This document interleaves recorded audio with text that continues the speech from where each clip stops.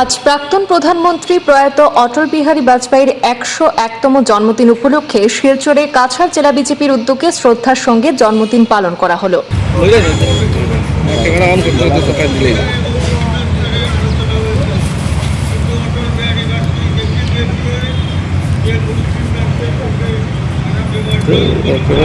শিলচর শহরের মথুরা পয়েন্টে অবস্থিত অটল বিহারী বাজপেয়ীর প্রতিমূর্তিতে পুষ্পার্ঘ্য অর্পণ করে শ্রদ্ধা নিবেদন করেন বরাক উপত্যকা উন্নয়ন বিভাগের মন্ত্রী কৌশিক রায়, রাজ্যসভা সাংসদ কনাদ পুরকায়স্থ, শিলচরের বিধায়ক দীপায়ন চক্রবর্তী, ধলাই বিধানসভা কেন্দ্রের বিধায়ক নিহার রঞ্জন দাস সহ জেলা বিজেপির বিভিন্ন স্তরের নেতাকর্মী এবং সাধারণ মানুষ।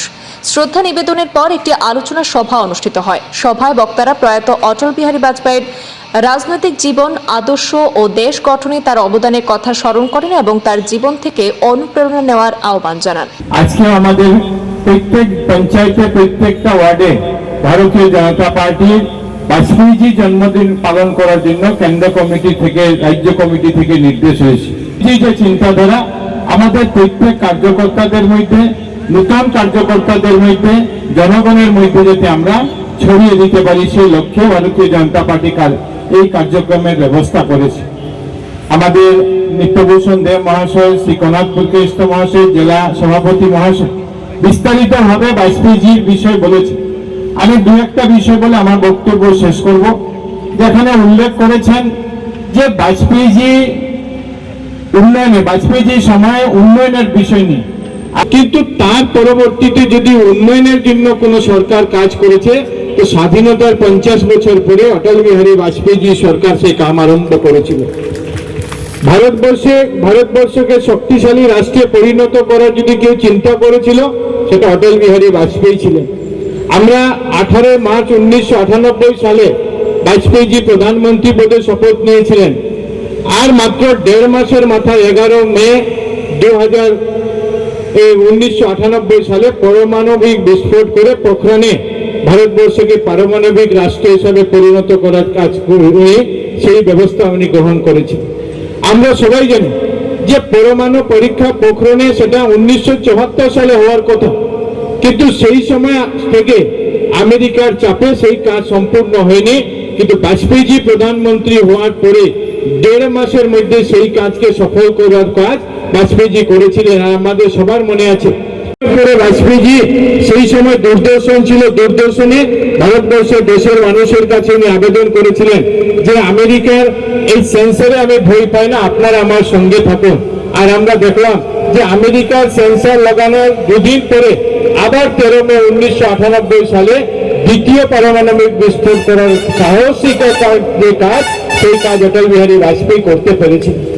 আমরা এই যখন east west corridor, east west north south করিডোরের কথা চিন্তা করা হয়েছিল, সেই সময় মাননীয় সেই গোবিন্দ পুরকায়স্থজি সেই সময় কেন্দ্রীয় মন্ত্রী ছিলেন।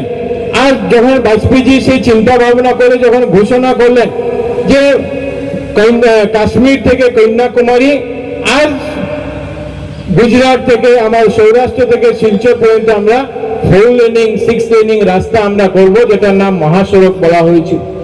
আর আমরা দেখেছিলাম সেই সময় বিভিন্ন আন্দোলন হয়েছে।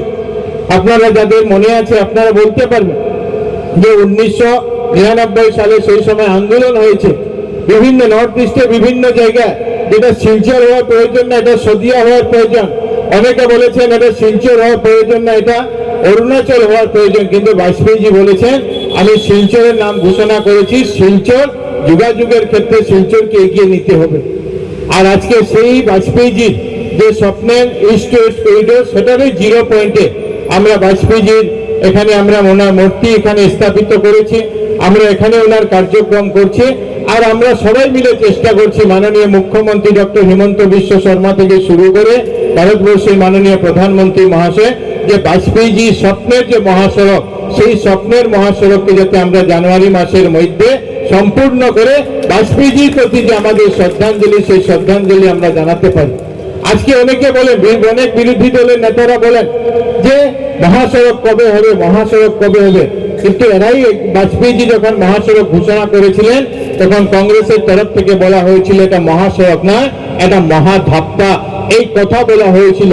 আর শিলচরে যখন এটা শিলান্যাস অনুষ্ঠান 27 ফেব্রুয়ারি 27 ফেব্রুয়ারি 2004 সালে অনুষ্ঠিত হয়েছিল। সেই সময়কার শিলচরের সাংসদ, সেই সময়কার আসামের তিনজন মন্ত্রী, আসাম সরকারের তিনজন মন্ত্রী বরাক উপত্যকায় ছিলেন। সবাই এটাকে বয়কট করেছিলেন, যেটা মহাসড়ক নয়, মহাধাপ্পা বলে। এই জন্য আমরা এটাকে সম্পূর্ণ করার যে দায়িত্ব, সেই সম্পূর্ণ করার দায়িত্ব আমরা নিয়েছি। আর আগামী মাসের মধ্যে আমরা এটাকে সম্পূর্ণ করে এই বরাক উপত্যকায় যোগাযোগকে যে বিপ্লব আনার যে চেষ্টা, যে চিন্তাধারা বাজপেয়ীজি করেছিলেন, সেটাকে আমরা সম্পূর্ণ করব। যেরকম ভালো পেয়েছিলেন, আসামকে ভালো পেয়েছিলেন। আর আমরা সবাই জানি যে আজ পর্যন্ত আসামকে নিয়ে, আসামকে কোনো ব্যক্তিকে যদি সম্মান জানানোর কাজ কোনো সরকার বা কোনো প্রধানমন্ত্রী করেছিলেন, সেটা অটল বিহারী বাজপেয়ী ছিলেন। আর 1950 সালে গোপীনাথ বরদলৈ আসামের মুখ্যমন্ত্রী ওনার প্রয়াত হয়েছিল, কিন্তু 49 বছর পর কোনো প্রথম অসমিয়াকে, কোনো প্রথম আসামের নাগরিককে ভারত রত্ন দেওয়ার যে কাজ, সেই কাজ অটল বিহারী বাজপেয়ীজি সরকার সেই সময় করেছিল। আজকের দিনে বাজপেয়ীজির প্রতি শ্রদ্ধা জানাচ্ছি। বাজপেয়ীজি যেরকম প্রায় 50 বছর ওনার নিষ্কলঙ্ক একটা রাজনৈতিক জীবন, প্রায় 50 বছর উনি ভারতবর্ষের কোনো না কোনো সদনের উনি সদস্য হিসাবে ভারতবর্ষকে নেতৃত্ব দিয়েছেন। ভারতরত্ন উপাধি ওনাকে পরবর্তীতে সরকার দিয়েছে। এক বিশিষ্ট সাহিত্যিক, বিশিষ্ট কবি, আর এমন এক ব্যক্তি ছিলেন যে শুধু ভারতীয় জনতা পার্টি নয়, বিরোধী রাজনৈতিক দলের মধ্যেও ওনার একটা বড় জনপ্রিয়তা ছিল। এই জন্য আমরা দেখেছি যে বাজপেয়ীজির অনেক বক্তব্য আমরা পাই যে যখন কংগ্রেসের সরকার ছিল, সেই সময় যে বিদেশে যখন পার্লামেন্টারি টিম পাঠানো হয়েছিল, সেই বিদেশে ভারতবর্ষকে পক্ষ রাখার জন্য বাজপেয়ীজিকে সেই টিমের নেতৃত্ব দেওয়ার যে দায়িত্ব, সেই কংগ্রেসী সরকাররা নিয়েছিলেন। কারণ বাজপেয়ীজির কাছে রাজনীতি বড় ছিল না, বাজপেয়ীজি থাকে দেশপ্রেম, ভারত মাতা বড় ছিল। আর আপনাদের সবাইকে অনুরোধ করব যে বাজপেয়ীজির যে পথ দেখানো পথ, বাজপেয়ীজি যে অন্তদয়ের চিন্তাধারা, বাজপেয়ীজিকে যে সবাইকে নিয়ে চলার যে মানসিকতা, এই মানসিকতা নিয়ে যাতে আমরাও আগামী দিনে আমরা আমাদের সমাজকে এগিয়ে নিতে পারি, দেশকে এগিয়ে নিতে পারি, ভারতবর্ষকে শক্তিশালী করতে পারি। আজকের দিনে 101তম জন্মদিন দিবসে বাজপেয়ীজির শ্রীচরণে আমার শ্রদ্ধাঞ্জলি জ্ঞাপন করে আপনাদের সবাইকে আমার শ্রদ্ধা নিবেদন করে আমার বক্তব্য শেষ করছি। ভারত মাতা কি জয়। অটলজির জীবনকে যদি আমরা বিশ্লেষণ করি, প্রথম যে জিনিসটা আমরা দেখতে পাই যে অটল বিহারী বাজপেয়ী আমাদের পরবর্তী প্রজন্মের কাছে যে বার্তা দিয়ে গেছেন, যে শাসন ক্ষমতা শুধু শাসনে টিকে থাকা বা সেই সঙ্গে সঙ্গে ক্ষমতা উপভোগ করা নয়, শাসন ক্ষমতা হচ্ছে যে জনসাধারণের সাথে সেতু বন্ধন করা, জনসাধারণের বিশ্বাস অর্জন করা, জনসাধারণের আশা আকাঙ্ক্ষাকে সম্মান দিয়ে সেটাকে পূর্ণ করা, সেটাই হচ্ছে শাসন ক্ষমতায় থাকার মূল লক্ষ্য, যেটা অটল বিহারী বাজপেয়ীজি আমাদেরকে দিয়ে গেছেন। অটলজির জীবনের আরো কিছু দিক আমরা লক্ষ্য করেছি, যে অটলজি জোট রাজনীতিকে একটা নতুন দিশা দিয়ে গেছেন। জোট রাজনীতি শুধু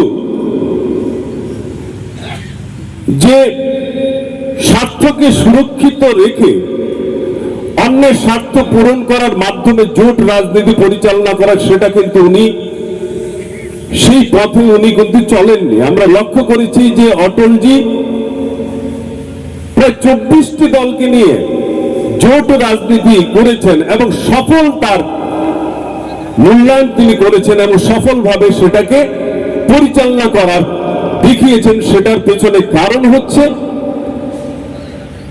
যে প্রত্যেক দলের সাথে, প্রত্যেকের সাথে যে শ্রদ্ধা ভাব, যে মানসিক যে একটা সৌহার্দ্য, যেটা সেটা পূরণের মাধ্যমে প্রত্যেককে পাশে নিয়ে উনি রাজনীতি করার যে শৈলীটা, সেটা উনি আমাদেরকে শিখিয়ে গেছেন। এবং পরবর্তীতে আমরা লক্ষ্য করেছি যে এই জোট রাজনীতি পরবর্তীতে এক সফল রূপ দিতে সক্ষম হয়েছে।